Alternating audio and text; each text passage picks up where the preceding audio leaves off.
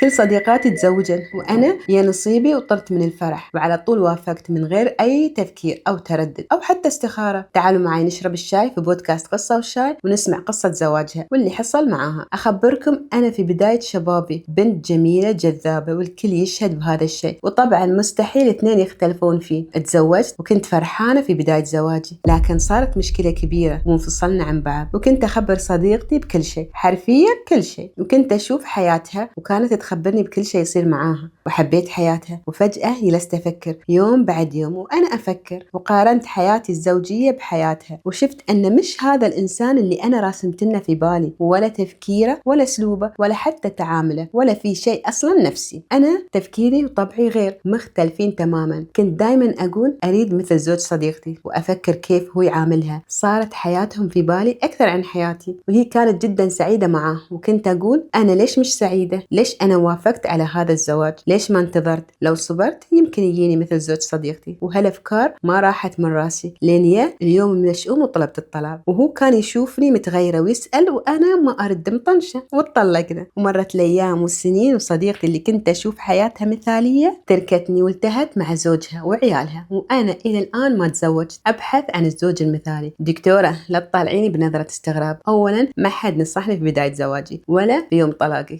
ثانيا أنا البنت الكبيرة، يعني الشور عندي وهاي حياتي. بس مرات تجيني لحظات أفكر وأقول لو ما اتطلقت بس أرجع وأقول بيجي يوم وبتزوج اللي في بالي، يعني أولا وأخيرا بتزوج، لا تفكرين فيني. وهاي كانت قصة زواجي.